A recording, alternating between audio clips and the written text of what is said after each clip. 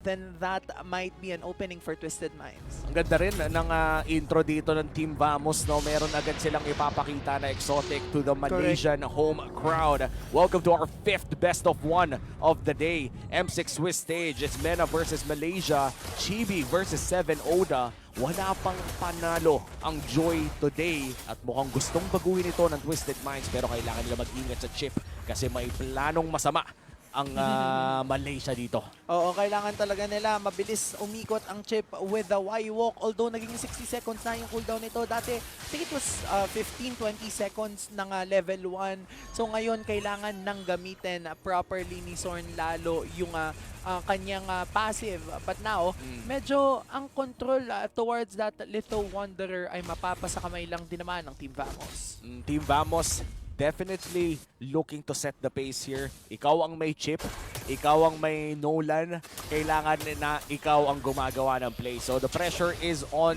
Team Vamos. Twisted Minds responding to the aggression at si 7 Oda. Wala pa naman electrifying beats pero mukhang first blood ata kay Sorn. The regen is cancelled. Ooh, wow. At mapapa-flicker din si Troll. Wow! The respect flicker from Troll. Grabe! Alam mo din, nakakatawa makita na kahit frozen si Sorn, nag-emote siya. Kaya Kumbaga ganun siya ka-confident na mabubuhay siya at the end of it all. Nakikita natin yung proficiency ng Team Vamos in terms of clearing that mid lane. Sobrang bilis. Dahil nga naman yung mga scimitar na nagmumula dito kay Warlord ay sobrang lakas din ng damage output plus pa yung clearing potential ng isang chip. And ito yung exciting makita, no? Team Vamos, they already have the pace controlled. Nandito na rin, nagka-cut doon sa may bandang itaas si Warlord, pati na rin si Smooth. Pagka level 4 ng dalawang to ay panigurado napaka-potent ng kanilang turtle taking. How will Twisted Mind counter this? Nagkasa din naman ng Avatar Flash. Nandun na din yung sayo-sayo na nagmumula dito kay 7 Oda. Di yata magiging sapat kasi nandun na yung Raging Sandstorm. Pero si 7 Oda pa din makakakuha ng turtle. Bumagsak na din si Smooth, si Warlord. Magiging susunod na biktima dito ng Twisted Minds. Habang nandito lang din naman si Sorn, susubukang mag-back away with that everything that happened. Mukhang Twisted Minds na nakalalamang. Oh, nakalamang ang Twisted Minds doon for the turtle take. Pero in terms of gold, ay lamang pa rin naman ang Team Vamos. 1-for-1 na naging trade-off doon. But I feel like yung gold advantage na meron dito ang Team Vamos is just because mas nauunang mag-clear ang Team Vamos. So pretty much this is an even ball game para sa dalawang kupunan na to, no? And as long as nakakapag-farm si 7 Oda, okay lang for Twisted Minds. Yes, the Bruno is important, but I feel like mas important ang Joy after what we saw earlier na pinapatay lang agad yung Joy. Kailangan talaga farmed up yung assassin na to. And medyo magiging difficult for this Joy na makapag-dish out ng enough damage output kung hindi siya makakapagbigay ng farm. Nandito lang din naman yung kanyang electrifying beats, yung shortcut. Susubukan niyang ikasa pero hindi na yata magiging sapat. Ito yung espasyo na hinihingi ng Joy kanina pa, Uomi. And Twisted Minds is able to do just that. Ang ganda ng ginagawa doon ni Troll, hinihintay niyang lumabas yung chip kung saan-saan. Tapos ginigi lang nila agad-agad. At mukhang si Warlord na nga atang isusunod. This is an unwinnable trade. Maliban na lang kung may crossover mechanics dito si Warlord. The movement speed is real pero Sanji hinahanap pa rin siya. The sidestep is there and Warlord survives. Team Vamos, kamunti ka na yung mid laner nila. Grabe, yung Sandwalk na passive na nagmumula dito kay Warlord. Napakinabangan niya ng sobra-sobra. And that's something that you need to watch out for. Kailangan maging conscious ka sa mga ganong klase ng movement kasi magpa-fracture in, fracture out. Si JB sasayawan ni 7 Oda. Si Sorn lang din naman ang babagsak pero buhay pa din ang chip na ito. Grabe si Sorn, sobrang tapang niya na kahit low na siya, wala siyang pakialam. Magre-react ako, mag-e-emote ako. Inuna pa nga niya yung emote kesa i-hover yung flicker niya. So far, it is going to be the turtle started here by Team Vamos. Twisted Minds, naghahanap ng angulo, makapasok. Smooth with the onward. Sanji, available naman ang taunt niya. Pero yung avatar mo ka mga-cancel. Raging Sandstorm ay tumama na naman. Si Troll nandun sa bandang likod. Pero si Chibi ang makakasecure with the retribution. Zaman Force used here. 7 Oda goes down. At si Kafi na atang susunod nila. Bride of Ice is available. Pero oras lang ang mabibili dahil babagsak din siya dito. That's a triple kill for Smooth. At doon naman sa likod si Troll. Nakikipag 3v1. Ilista mo na to. Babi di, babadu. Babay na Troll. Crucial. That's gonna be a kill once again for Team Vamos. Habang nandito lang din naman si Sano, susubukan niyang i-maximize yung espasyo na binigay sa kanya. 1/4 ng natitira na gold plating towards that gold lane. But meanwhile, 1-7 na din naman ang lead na pinangahawakan ng Team Vamos. Ang ganda ng pagkakasetup doon ng shortcut coming from Zorn. And with that, naging mabilis yung paglabas doon, minutes. Oh, and Team Vamos with a 2K gold lead. Mukhang mahirapan ang Twisted Minds to keep up with the pace na pinapakita nga dito. Wala pa namang big shortcut play. So far kay 7-0 na, no? Talagang makikita natin na bumabawas naman yung electrifying beats. Umiyak tayo dito kapag may Radiant Armor ng lahat at wala nang bawas yung Joy. Wala pa naman tayo sa sitwasyon na yon, pero si Troll ata ang mabibigyan. Nandyan ang Legend Taser combo and that's gonna be 2 kills. Wait lang, isa lang, si Warlord makatakas pa. Susubukan na namang mabuhay ni Warlord with the Sandwalk. Si Sanji nahabol na naman siya. 7-0 na nandito lang din against the Edith. And ito yung sinasabi natin, Uomi, kanina, maganda yung possible layering of skills, but a solo kill coming from Nets. Happy birthday to you, Nets! Kasi sobrang happy ng ginagawa mo, untouched yung Harith na nagmumula dito kay Nets. Yan ang pinakamalupit na kasalanan na pwede mong gawin kapag gold laner ka. Magpa-solo kill. Magpa-solo kill. Mangyari na ang lahat, huwag ka lang mamatay mag-isa. And so far for Twisted Minds, Sinasayaw. mukhang naging makasalanan si Saano. At si Nets ay napakatapang sa ilalim ng Zaman Force, popping the Revitalize as well. Warlord looking for 7 Oda at mukhang mapupok pa nga dito si Joy at yung Thunderbelt ni Idol Warlord ay stuck na at si Chibi nga ba ang magiging kapalit. Twisted Minds, crucial yung nakuha nila doon. Mamamataan yata nila na nandito si Zorn at dito sa dot bush sa mid. Ito yung bush sa pagitan ng Turtle Pit at RBM, pero nandito lang din naman ang mga miyembro ng Twisted Minds. Binabakbakan na yung Turtle habang nandito lang din ang Team Vamos. Susubukan din ang agrohin. Yung mga natitira member shortcut, nandun lang din naman. 4 laban sa 5. Magiging low na din si 7 Oda kaya mapapaback away ito si Sanji. Ang susunod na pababagsakin, pero yung sustainability niya will not be enough. Buhay na ulit si Chibi. Nakuha niya yung purple buff at ngayon magta-transition sila towards taking that turtle. At mukhang libre na nga rin ang pagong na ito. Napakaganda nung ginawa ng Team Vamos na pag-zone out ng mga damage dealers na nagmumula sa Twisted Minds. It was just the tank na nasa harapan ng gold laner ng Team Vamos. Kumbaga parang inabutan na lang ng libreng mani. And that's gonna be the Turtles lane once again for Team Vamos. The second turtle of the game para sa kanila in the last turtle at during this match. 8 minutes pa naman kung sakaling pinatagal nila ay kaya sana mag-lord yun. At sadly, mukhang turtle pa rin ang trip nila. And for Team Vamos, controlling the pace right now, pwede silang pumunta anywhere they want and they will have enough damage to end this. Pwedeng-pwede talaga nilang gawin yon kasi ngayon lahat ng mga outer turrets ay gusto nang pabagsakin ng Team Vamos. Tier 1 turrets ang magiging target nila. Si Warlord maganda ang pagkakapuesto against Sanji habang si Chibi lamang na din ng isang level against 7 Oda. So the moment na magkaroon ng Lord and this keeps up, mas masakit ang retribution niya. And Zorn looking for the potential play here. Troll, nabasa niya pero yung flicker na burn na rin. And here comes the shortcut play. Mukhang makahanap nga dito sila si Coffin. Makakapag-combo pa. Flicker na gamit na 7 Oda doon sa may bandang likod. Nets goes down and that is very crucial for the side of Team Vamos. 7 Oda is the trade. At si Smooth ngayon ay nakakapag-free hit pa. Si Troll ay makakapag-dash. Pero isa stun ng konti. Chibi with a potential fracture. The implosion is there. At itutuloy pa nga nila ata dito kay Sanji na ang isusunod pa. Si Warlord makakatakas nga ba pero free hit na si Saano. And paano na kaya Warlord? Nandiyan ka na sa ilalim ng tore. Grabe! Yung ginawa dito ng Team Vamos ay it came biting them back. Nakita natin, sinubukan nilang mag-setup ng play with that shortcut. Maganda yata. Sana yung pagkaka-setup ng play na yun, it just so happens na na-pick off si Nets dito nitong si 7 Oda, which means wala na silang primary damage dealer. Nakita din ng mga miyembro dito ng Twisted Minds na magiging low na din si GB, kaya siya na din ang susunod na napabagsak in that entire run, in that entire sequence. Nakita ng Twisted Minds yung possibility na gagawin yun ng Team Vamos. It's as if inaabangan lang talaga nila na magpakita dito itong si GB tapos tsaka ikakas yung implosion. Napakaganda no yung ginawa ni 7 Oda. Nahanap niya si Nets. Oo. Even Sa with likod the siya galing. Purify ay talagang sapat yung damage ng Joy para patayin ang isang Harith dito. And now with this Lord, sisimulan na ito ng Twisted Minds. The sustain is there for Saano, but Warlord providing vision. Teamfight-centric ang lineup ng Team Vamos. If they cannot win a teamfight, hindi sila mananalo sa larong ito. Mahihirapan nga silang manalo. Nandun lang din man yung shortcut play. Implosion ko connecta sa tatlo. Pero si Warlord makakakuha ng Lord. Tapos mapapabagsak lang din man siya doon. Shot down for Saano. Magiging low na din yung Bruno. Pero sabi ng Team Vamos, okay lang yan kasi nakuha na natin yung Lord. Focus na lang muna tayo kasi aantay nating mag-spawn yung Lord bago tayo umangat ulit.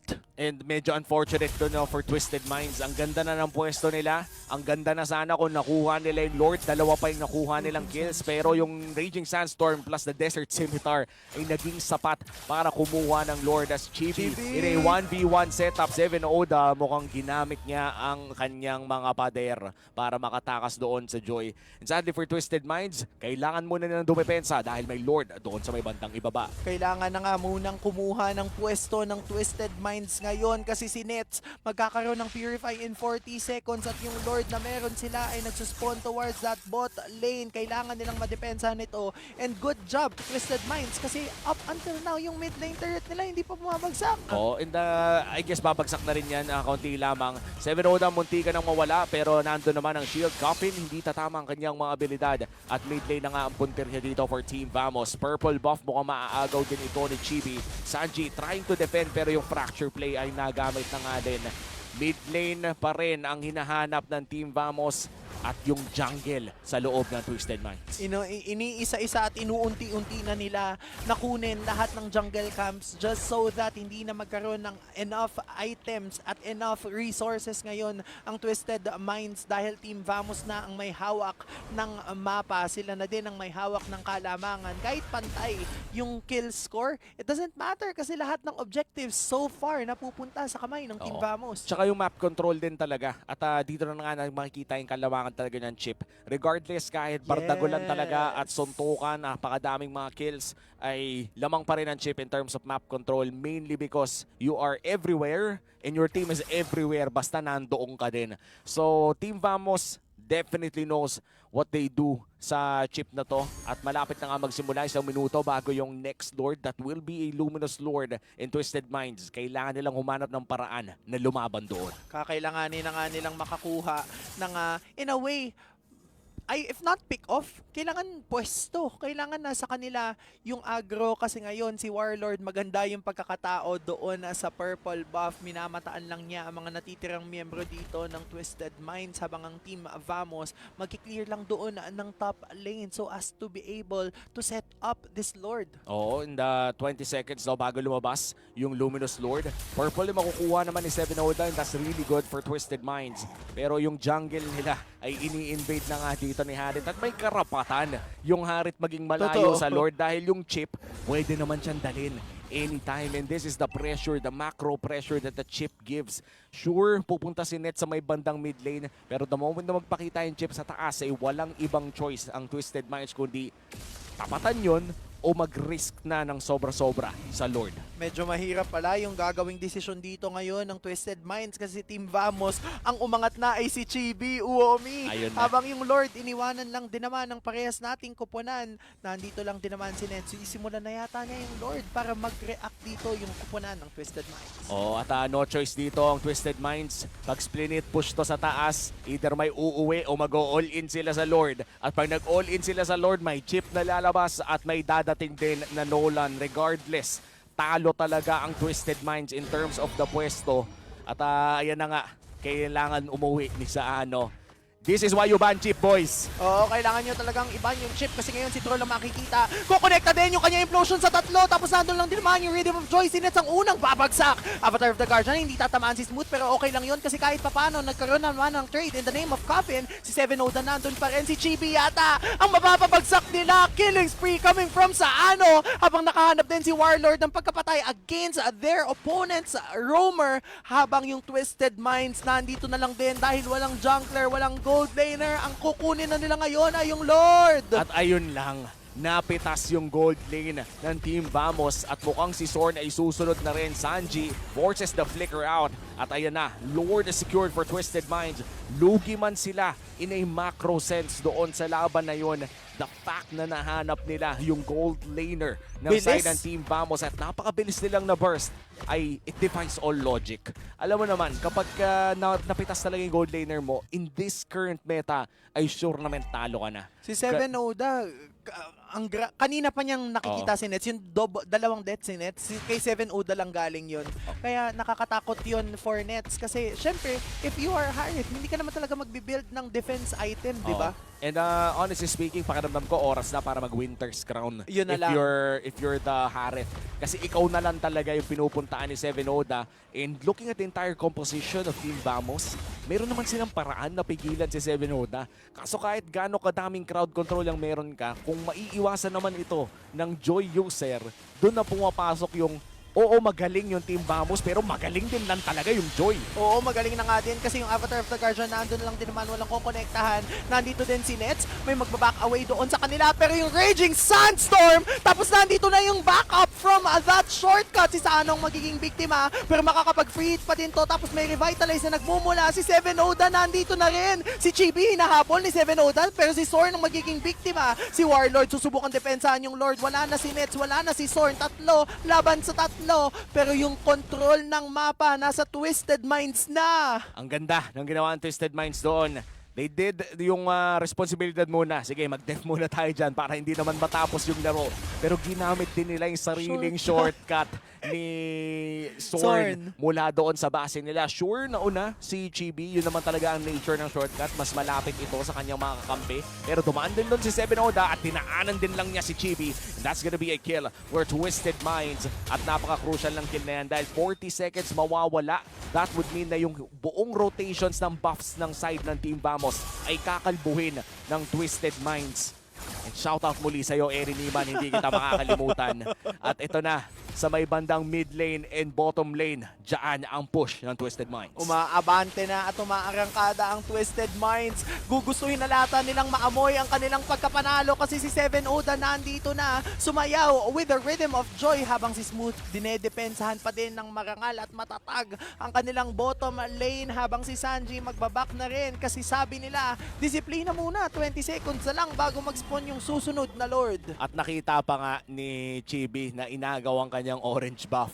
Walang buff na papasok si Chibi sa second Lord natin. Kung hihintayin ng bahagya ng Twisted Minds, they could wait for the Evolved Lord to start. In fact, meron silang karapatan na patagalin ito. Maliban na lang yung bot lane, no? Kailangan lang nilang, siguro, trim nyo lang ng konti yung minions dito sa may bandang baba para magkaroon kayo ng karagdagan na oras. Pero mas marami kasing minions sa papunta sa Team Vamos eh. So, controlled ng Twisted Minds ang Lord na to basta pushing yung sa may baba na nagawa naman nila. Sobrang cut na nga yung ginawa nila eh.